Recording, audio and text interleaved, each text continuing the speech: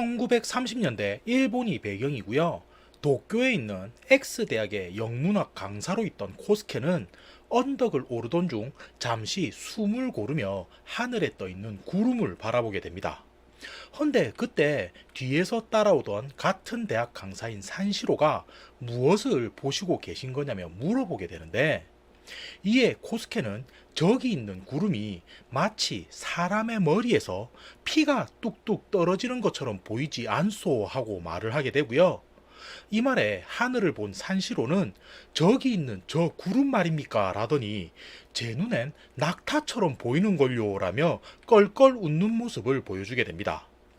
그러자 코스케는 그제서야 내가 이상한 말을 한 건가 하며 후회를 하게 되는데, 이때 산시로는 개의치 않아 하는 모습으로 코스케의 곁을 스쳐 지나다 갑자기 멈춰서더니 헌데 이번 여름 무슨 계획이라도 있으십니까? 하며 물어오게 되고요.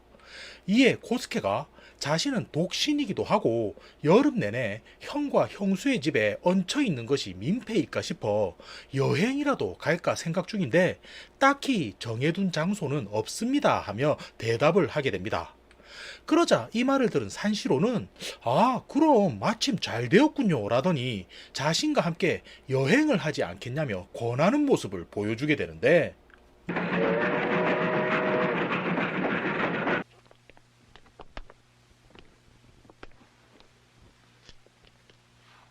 여기서 장면은 일주일이 지난 후 신슈 지역에 있는 춘흥루라는 곳으로 넘어가게 되고요.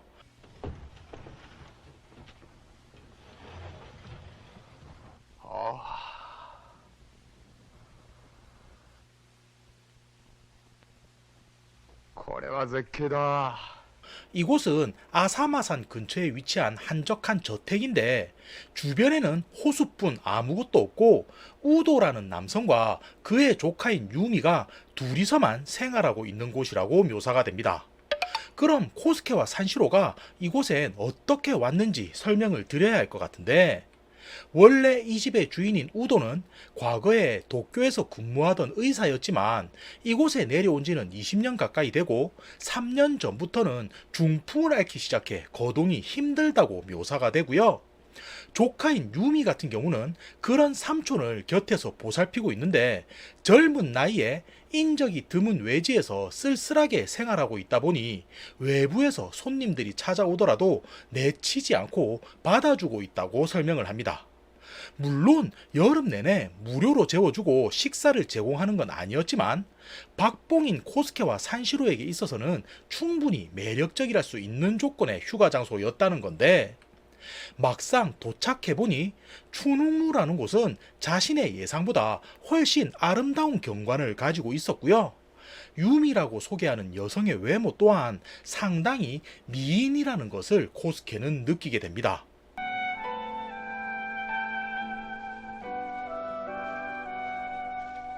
며칠이 지난 이후고요.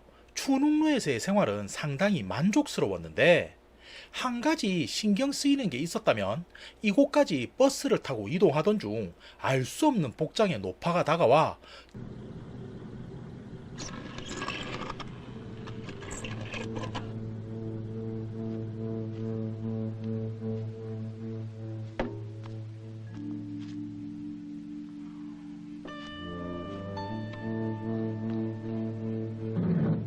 절대로 춘웅루로 가지 말라며 너희들이 가게 되면 호수가 피로 물들 거야 라고 했던 게 떠올랐기 때문인데, 何みんなの身の回りは血の雨が降る湖は血で真っ赤になるああ恐ろしい恐ろしい 그때 버스 기사는 매년 여름마다 찾아오는 노파라며 살짝 정신이 안 좋은 것 같다는 말을 했지만 호수가 피로 물든다는 말을 들었으니 신경이 쓰일 수밖에 없었던 거였고요.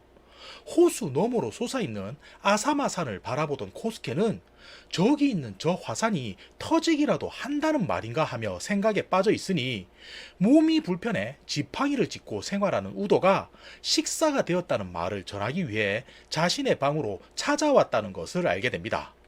그리고 곧이어 그의 조카인 유미가 양손에 상을 들고 서 있는 것을 보게 되는데, 이에 코스케는 그녀의 모습을 보곤 이 넓은 저택을 두 분이서만 관리하십니까 하며 물어보게 되고요. 이 말에 유미는 4, 5년 전까지만 해도 할아버지 하인 한 분이 계셨는데 지금은 안 계시네요 라는 말을 전해주게 됩니다. 그래서 코스케는 다시 한번 이런 저택에서 두 분만 생활한다니 많이 적적하시겠군요 라며 말을 건네게 되는데 이 말에 유미는 아뇨, 백분님 말고도 한 분이라고 말을 잇다 갑자기 입을 닫고 급한 볼일이 생각났다며 자리를 떠나버리게 되고요. 그 모습을 본 코스케가 곁에 있던 우도에게 혹시 이 집에 두 분 말고 다른 분이 계신 겁니까? 하고 물으니 우도는 살짝 당황한 표정으로 그럴 리가요 하며 말을 얼버무리는 모습을 보여주게 됩니다. 헌데 그 일이 있은 후 신경 쓰이는 일이 또 한 번 발생하게 되는데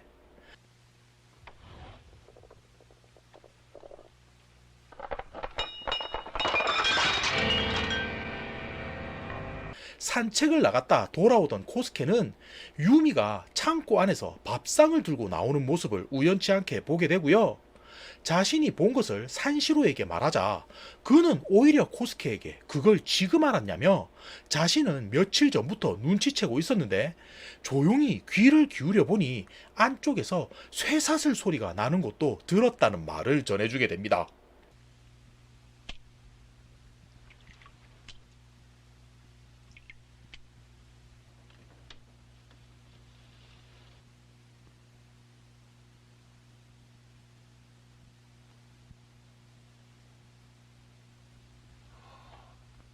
그리고 그날 밤이고요. 산시로가 흔들어 깨워 무슨 일이냐며 일어난 코스케가 창밖을 내다보니 여리여리한 체형에 퇴폐적인 인상을 가진 미소년이 커다란 버드나무 옆에 서 있는 모습을 보게 되고요.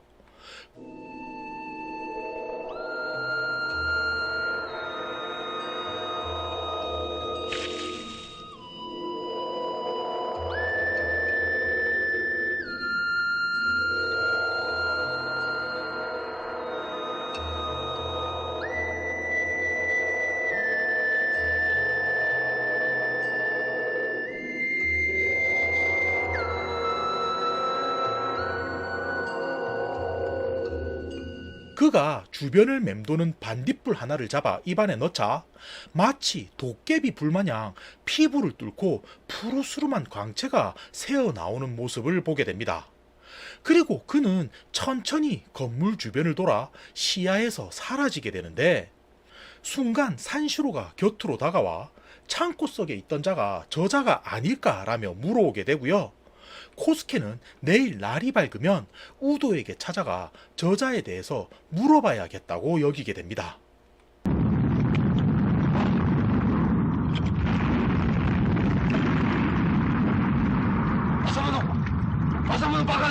다음날 뜻하지 않은 사건이 추눅누를 덮치게 되는데 갑자기 호수 주변 땅들이 요동을 치며 주변으로 검은 잿가루가 쏟아지기 시작하고요. 코스케와 산시로는 아사마산이 분화했다는 사실을 깨닫곤 급히 안전을 위해 건물 밖으로 몸을 옮기게 됩니다. 헌데 이때 화산재가 쏟아져 자세히 보이지는 않았지만 먼 발치에서 어젯밤 자신이 보았던 소년이 우도의 목을 칼로 찌른 후 곁에 있던 유미까지 위협하고 있는 모습을 목격하게 되는데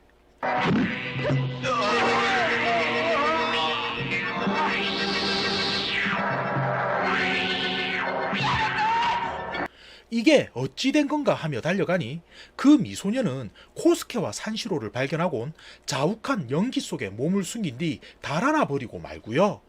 어쩔 수 없이 부상으로 쓰러진 유미부터 챙겨 추눅루로 돌아가게 되는데 한참이 지나서야 눈을 뜬 그녀는 겨우 떨리는 목소리로 그자의 이름은 신주로라고 말을 하더니 신지로! 지금 백부님은 괜찮으신 거냐며 물어오는 모습을 보여주게 됩니다. 그래서 세 사람은 다시 사건이 있었던 장소로 되돌아가 보게 되는데 이상하게도 그곳엔 피를 흘린 흔적만 있을 뿐 우도의 시신은 보이지가 않았고요. 분명 목에 칼을 맞는 모습을 보았기 때문에 이게 어찌 된 거지 하며 주변을 둘러보니 순간 언덕 위쪽에서 얼굴을 감춘 노파가 자신들을 내려다보며 내가 말했잖아. 호수가 피로 물들 거라고 라더니 손가락 하나를 펼쳐 언덕 아래쪽에 있는 동굴을 가리키는 걸 보게 됩니다. 그래서 코스케는 저 노파가 무언가를 보았는가 보다 하며 저곳에 들어가 보자는 말을 전하게 되는데, 이 말에 유미가 저 동굴은 입구가 두 곳이라 한쪽으로 몰려가면 신주로가 달아날 수도 있다는 말을 전하게 되고요. 그 말에 산시로가 조금 위험하긴 하겠지만 내가 혼자서 이쪽으로 들어가 볼 테니 너희 두 사람은 보트를 타고 반대쪽 입구에서 접근해 보는 건 어떻겠냐는 말을 하게 됩니다.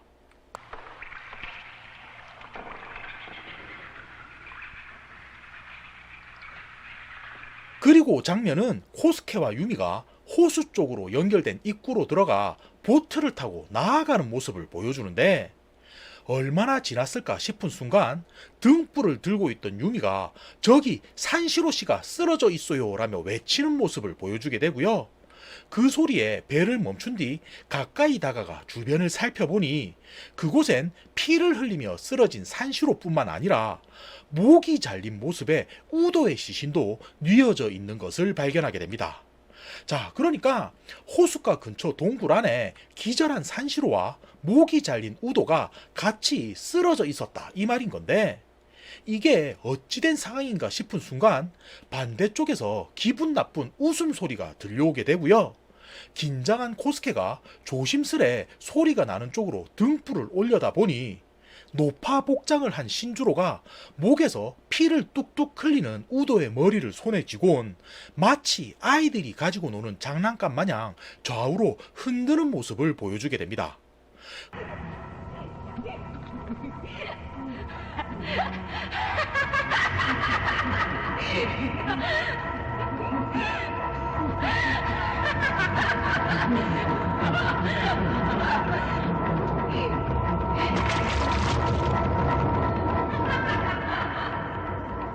그리고 따라오지 말라는 듯 우도의 머리를 동굴 바닥에 던져버리는 모습을 보여주는데, 이를 본 유미는 비명을 지르며 그 자리에서 기절해버리게 되고요.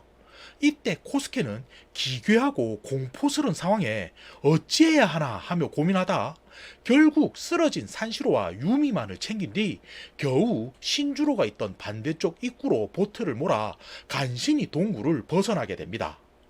그리고 코스케는 호수로 나오자 하늘 위에서 폭우가 쏟아지고 있는 걸 보게 되는데, 그리고 장면은 추능루로 돌아온 이후고요. 마을에서 경찰이 오기만을 기다리고 있던 중 겨우 정신을 차린 산시로가 앞으로 나서더니 헌데 우리는 누구에게 당했다고 말을 전해야 하지라며 신주로라는 인물에 대해 의문을 가지게 됩니다. 왜냐면 어떻게 해서 그가 모습을 보였고 갑자기 나타나 우도를 왜 죽인 건지 아무것도 아는 것이 없었기 때문인데, 그 말에 유미가 조용히 자리에서 일어나더니 코스케와 산시로를 일전에 보았던 창고로 안내하게 되고요.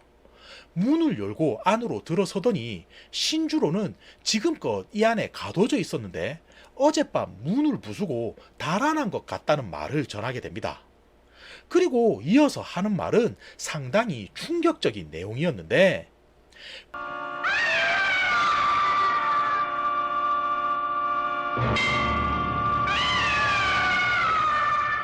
백부님, 그러니까 우도는 자신만의 실험으로 미치광이 살인마를 만들려고 했었다는 말을 전해주게 되고요.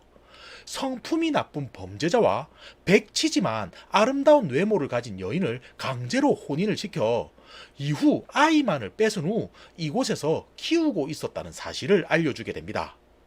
그러자 그 말을 들은 코스케는 이런 일들이 있을 수 있는 건가 하며 주변을 둘러보다 마치 실험 결과가 기록된 듯 해마다 신주로가 성장하는 과정이 사진으로 엮어져 있는 서류도 발견하게 되는데, 이에 코스케가 도대체 무슨 목적으로 이런 행동을 했던 거냐고 물어보니 유미가 말하길 백부님은 과거 도쿄에서 의사로 근무하던 중 스승의 아내와 불륜을 벌이는 행동을 벌여 사회적으로 질타를 받게 되었다는 말을 전해주게 되고요.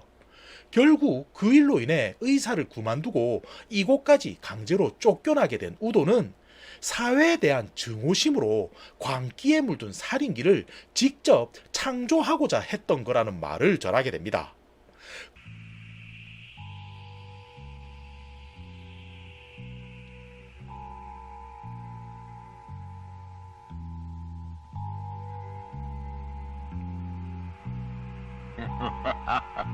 그리고 그 존재가 바로 신주로였다는 게 되는 건데,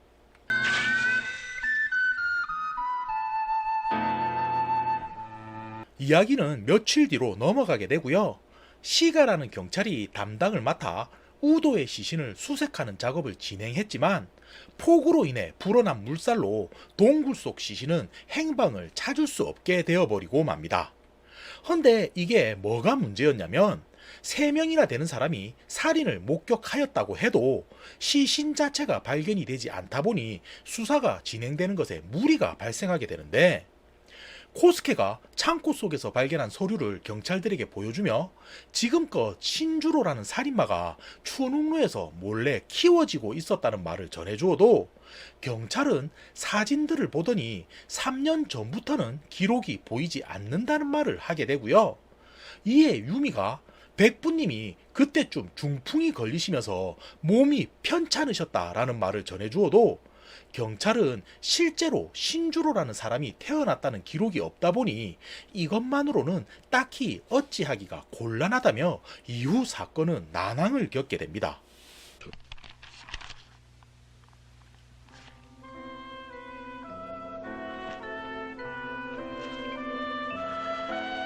それから数日 그리고 시간은 휴가로 계획됐던 일정이 얼마 남지 않은 시기로 넘어가는데, 그나마 다행인 건 과거 춘웅루에서 일하셨던 할아버지 하인이 경찰서를 찾아와 신주로라는 존재에 대해 증언을 해주게 되었던 거고요.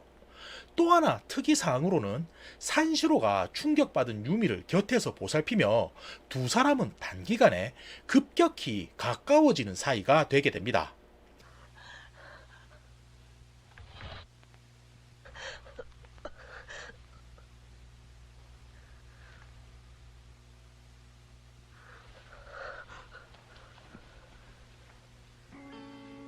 그래서 이후 코스케가 다시 도쿄로 돌아가더라도 산시로는 한동안 남겠다는 말을 전해주는데, 그때 경찰이 찾아와 인근을 조사하던 중 남루한 행색의 노파가 주변을 서성이는 걸 발견하였다며 데리고 오게 되고요. 혹시 당신들이 본 게 이 사람이 아니냐며 물어보게 되는데, 그 노파는 한눈에 봐도 신주로가 아닐 뿐더러 자신들이 버스에서 마주친 노파와도 다른 사람이라는 말을 전해주게 됩니다. 그리고 이 일을 마지막으로 코스케는 다시 도쿄로 돌아가게 되는데, 버스에 탄 후 창밖을 보니 유미는 언제 나왔는지 자신이 떠나가는 모습을 지켜보고 있었고요. 버스가 한참이나 시야에서 벗어날 때까지도 그녀는 그 자리에서 벗어나지 않은 채 자신을 바라보고 있다는 걸 알게 됩니다. 手紙ですよ。あ、どうもすみません。 장면은 도쿄로 넘어와 새학기가 시작된 이후고요. 11월 중순쯤 되었을 때 코스케는 산시로로부터 편지 한 통을 받게 되는데, 내용은 자신과 유미가 도쿄에서 신혼생활을 시작하게 되었다며 한번 방문해주지 않겠냐는 연락이 적혀 있는 걸 확인하게 됩니다. 헌데 이때 코스케는 마지막 유미의 모습이 떠올라 그녀를 다시 만나는 것에 망설임을 가지게 되는데, 이게 왜냐면 알게 모르게 마음속 한켠으로 그녀를 좋아하는 감정이 생겼기 때문이었고요. 한동안 어찌해야 하나 하며 답장을 망설이다 결국은 직접 만나 부딪혀 봐야겠다고 여기게 됩니다. 헌데 그런 고민이 무색하게 오히려 유미 쪽에서 코스케에게 먼저 연락을 취해오게 되는데, 그녀는 급한 목소리로 산시로가 어젯밤부터 집에 오지 않아 연락할 사람이 없었다는 말을 하더니 지금 S당 근처에 있는 N극장에 와주실 수 없냐는 말을 전해주게 되고요. 이에 코스케는 무슨 일이기에 학교로까지 연락을 했을까 싶어 단숨에 달려가 보니 유미는 극장 안을 가리키며 저곳에서 신주로를 보았다는 말을 전해주게 됩니다. これは信じろ。 자, 근데 이어지는 상황은 살짝 어이가 없는 게 극장 안 관객 중 신주로가 있었다는 게 아니라 영화가 시작하기 전 나오는 뉴스 화면에서 신주로의 모습이 찍혀 있었다는 말인 거고요.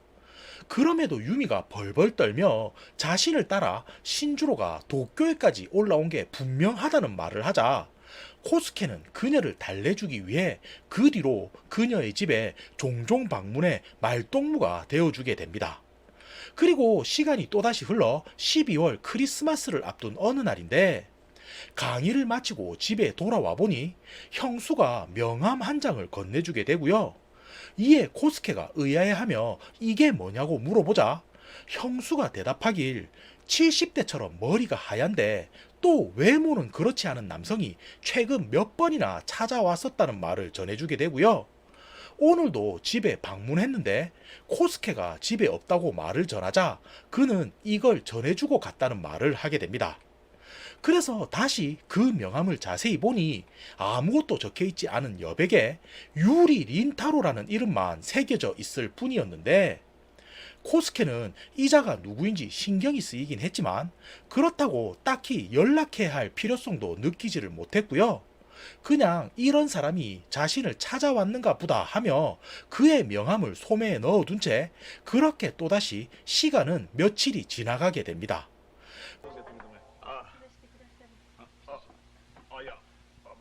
그리고 크리스마스 당일 산시로와 유미에게 초대된 코스케는 그들의 집에 방문해 또 한 번 끔찍한 사건을 맞이하게 되는데 저녁 식사와 함께 거하게 술을 마신 코스케는 방으로 안내받아 잠을 청하게 되고요.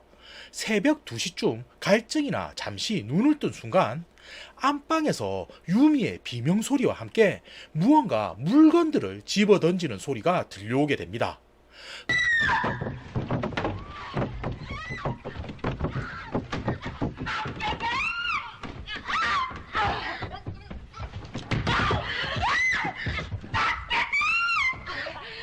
그래서 뭔가 싶어 들어가 보려 하니 안쪽에서 잠겼는지 문은 열리지가 않았는데 다급한 마음에 열쇠 구멍으로 안쪽을 들여다보자 이게 어찌된 일인지 신주로가 칼을 들고 유미를 위협하고 있는 모습을 보게 되고요.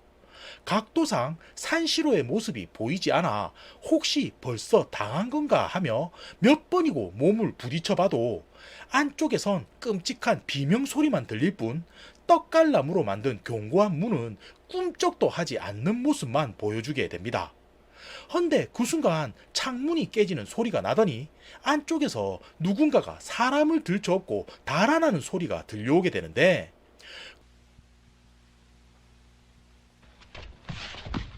코스케는 도저히 문을 부술 수 없을 것 같아 마당을 통해 안방의 상황을 확인하게 되고요. 다행히 산시로는 큰 부상을 입었긴 해도 목숨에는 지장이 없었지만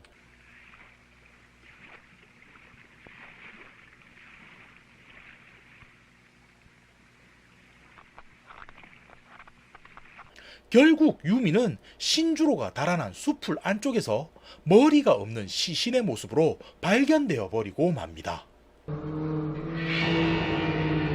유미상!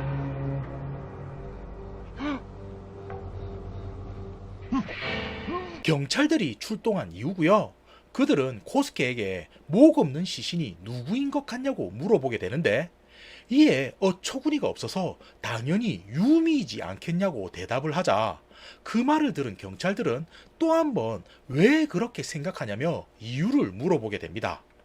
그러자 코스케는 그날 밤 유미가 걸치고 있던 옷과 죽어서 발견된 시신의 옷이 같지 않냐는 말을 전해주게 되는데 이에 경찰들은 잠시 상의를 하더니 그럼 혹시 몸에 반점 같은 특이사항 같은 건 아시는 게 있느냐고 물어보게 되고요. 이 말에 코스케가 그런 건 잘 모르겠네요 하며 대답을 하자 경찰들은 알겠다며 대답을 하게 되고 코스케는 날이 밝아서야 다시 집으로 돌아가게 됩니다. 헌데 이 일이 있은 후 자신의 주변에서 몇 번이고 끔찍한 사건들이 연달아 발생하게 되자 그는 우울증에 빠져 학교에도 나갈 수 없는 상황이 되어버리고 마는데, 그러던 어느 날 머리는 백발이지만 구릿빛 피부를 가진 건장한 사내가 자신을 찾아오게 되고요. 이 사건은 그렇게 단순한 게 아니라며 자신에게 지금껏 어떤 일들이 있었는지 이야기를 해달라는 부탁을 듣게 됩니다. 코스케를 찾아온 남성은 유리 린타로라는 탐정이었는데, 그는 우도가 살해당한 사건부터 관심이 생겨 혼자서 조사를 진행 중이었다는 말을 하게 되고요. 하인으로 일했던 할아버지도 직접 찾아가 과거에는 추능루에 버드나무가 없었다는 말을 듣게 되어 혹시나 하며 아래를 파보았더니 10대로 보이는 소년의 백골 또한 발견하게 되었다는 말을 전해주게 됩니다. 그러자 그 말을 들은 코스케는 자신도 모르게 사건에 대해 관심이 생겨 어떤 일들이 있었는지 이야기를 해주게 되는데, 린타로는 코스케가 추능루에서 겪은 사연을 듣더니 매년 여름마다 찾아온다는 노파는 아마도 신주로의 친모일 것이라고 이야기를 하게 되고요. 처음 추능루로 여행을 가자고 했던 산시로 또한 당신이 생각하는 것보다 금전적으로 욕심이 많은 인물일 거라는 걸 알려주게 됩니다. 헌데 그때 아니나 다를까 형수가 방으로 올라오더니 산시로라는 분에게서 전화가 걸려왔다는 걸 알려주게 되는데, 이 말에 무슨 일인가 싶어 수화기를 받아더니 반대쪽에선 대뜸 안녕하십니까 신주로입니다 라는 말이 들려오게 되고요. 코스케가 네가 이 전화를 왜 받고 있는 거냐며 놀라서 물어보니 그는 안타깝게도 방금 산시로 씨는 죽고 말았네요 라며 수화기를 내려놓는 모습을 보이게 됩니다. 모시모시! 모시모시!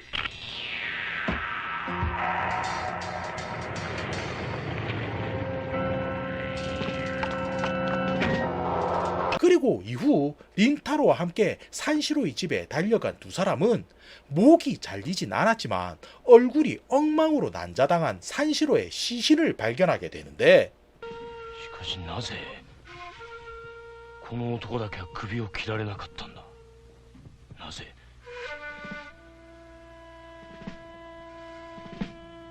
そう。 장면은 추능루가 위치한 호숫가 근처이고요.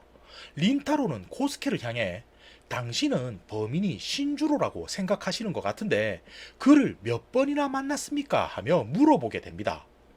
그러자 코스케는 버드나무 아래에서 한 번, 우도가 살해된 날 한 번, 그리고 유미가 죽었던 날 보았고 마지막으로 통화를 했지요 라고 말을 하는데, 이에 린타로는 유미 씨가 죽고 나선 얼굴을 못 보았다는 말인 거군요 라고 말을 하게 되고요. 그 말에 코스케가 그렇군요. 헌데 그게 이번 사건에서 무슨 의미가 있습니까? 하며 대묻자 린타로는 그럼요 의미가 있죠 라더니, 반대로 생각해보면 앞서 발생한 두 번의 살인에서는 코스케 당신이 중요한 목격자가 된다는 걸 의미하기 때문입니다 라고 말을 하게 됩니다. 그러면서 우도 씨가 죽은 사건이야 그렇다 손 치더라도 크리스마스 날 당신이 그 집에 머물면서 신주로를 목격한다는 게 이상하지 않습니까? 라는 말을 꺼내놓는데, 그 말을 들은 코스케는 혹시 범인의 목적이 뭔지 아시는 겁니까? 하며 되묻게 되고요. 린타로는 이곳에 오기 전 신주로의 아버지에 대해 조사를 해보았는데 그가 형무소에 있던 시절의 기록을 살펴보니 이나코라는 이름의 딸이 있었다는 말을 전해주게 되고요. 그녀의 팔뚝에는 커다란 반점이 있었다는 사실도 알려주게 됩니다.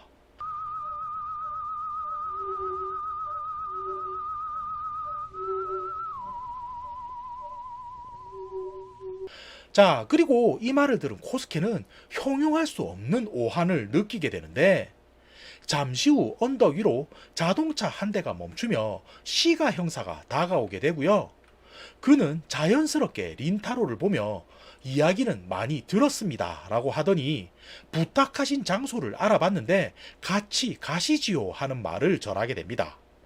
그리고 얼마 후 세 사람은 몇 명의 경찰들과 함께 산속에 위치한 오두막에 도착하게 되는데, 코스케가 이곳이 어디입니까 하며 물으니 린타로가 대답하길 신주로의 친모가 여름마다 이곳에 방문한다 했는데 그때마다 묵는 곳이 이곳이지요 하며 대답하게 되고요. 우리가 여기서 기다리고 있으면 자연스럽게 범인이 나타나 모습을 드러내게 될 겁니다 하는 말을 전해주게 됩니다. 그러자 그 말을 들은 코스케는 아, 범인이 이곳에 숨어 있었다는 말인 거구나 하며 깨닫게 되는데 얼마 후 노파 한 명이 손에 국화 묘송이를 들고 언덕을 올라오는 모습을 보게 되고요. 모두들 숨죽여 가까이 오면 덮칠 준비를 하고 있는 그 순간 갑자기 코스케가 고개를 들더니 유미 달아나 하며 외치는 모습을 보여주게 됩니다.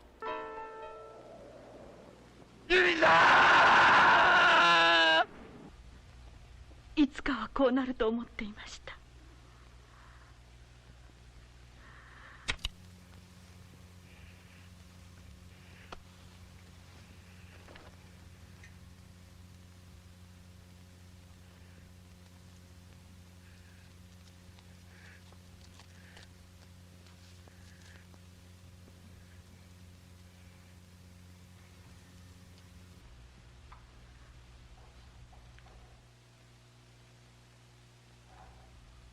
자, 마지막 챕터인데 유미의 손을 잡고 달아난 코스케는 결국 우도가 죽었던 동굴 안으로 몸을 숨기게 되고요.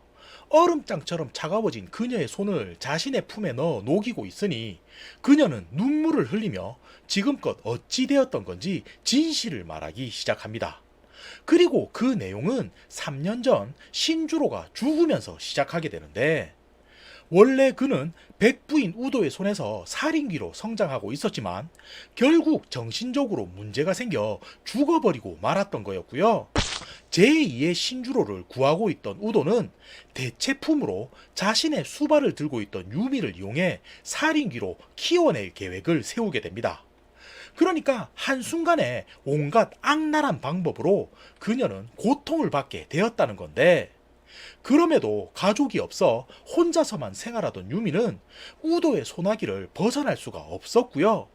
그렇게 고통 속에서 끔찍한 나날을 보내던 어느 날 우연치 않게도 길을 걷다 신주로의 배다른 동생인 이나코를 마주치게 됩니다. 그리고 그녀를 이용해서 우도를 죽여야겠다는 계획을 세우게 되는데 여기서 사용된 게 신주로라는 존재였고요. 그는 3년 전 이미 죽은 사람이었긴 하지만 아무도 그 사실을 몰랐기 때문에 이나코를 신주로로 분장시켜 우도를 죽여야겠다는 계획을 세우게 됩니다. 자, 근데 그러기 위해선 목격자가 필요했던 건데 이때 알게 된 존재가 바로 산시로였던 거고요. 우도를 죽이는 것에 협력하면 재산을 넘겨주겠다며 꼬신 후 그로 하여금 목격자를 데리고 오라고 시키게 되는데 그게 누구였냐면 바로 시나 코스케가 되는 거였습니다. 자, 그러니까 다시 정리를 하자면 산시로는 우도가 신주로에게 살해당하는 걸 목격시키기 위해 코스케를 추능루로 데려온 게 되는 거고요. 이때 유미는 일부러 노파로 분장해선 앞으로 무언가 불길한 일이 있을 거라며 예고하는 역할을 하게 됩니다. 그리고 화산이 터진 날 유미에게 조종당한 이나코는 우도를 죽이게 되는데 그녀는 다시 노파로 분장해서 사람들을 동굴 쪽으로 유인한 게 되는 거고요. 일부러 시신의 머리가 잘려나가는 모습을 보여줘 이후 발생할 사건에 복선을 만들었던 게 되는 겁니다. 그리고 그게 뭐냐면 이용 가치가 떨어진 이나코를 죽인다는 계획이었던 건데 또 한 번 유미는 코스케에게 연락해 신주로를 보았다며 불안감을 조성하게 되고요. 크리스마스에 집으로 초대한 뒤 또 한 번 목격자 역할을 하게 하곤 그녀는 자신 대신 이나코를 죽여 목을 자른 뒤 달아났던 게 되는 겁니다. 헌데 팔뚝에 있던 반점으로 인해 시신의 정체는 밝혀지고 말았던 건데 여기서 공범이었던 산시로는 왜 살해된 거냐면 유미가 그와 결혼한 건 삼촌의 재산을 물려주기 위해서였지 실제로 흠모하고 있었던 건 코스케였기 때문인 거였고요. 그 사실을 알게 된 산시로가 방해를 하려고 하자 그녀는 어쩔 수 없이 그를 죽임으로써 마무리를 지었던 게 되는 겁니다. もしもし椎名君。 자, 그러니까 코스케와 유미는 서로를 좋아하고 있었지만 복수를 위해 관계가 꼬여버리고 말았다는 게 되는 건데, 이 사실을 알게 된 코스케가 유미에게 입을 맞추려고 하자 그녀는 자신은 더러운 살인마라며 내 죄가 깨끗이 씻겨 차갑게 식으면 그때 가서 키스를 해달라고 부탁을 하게 되고요.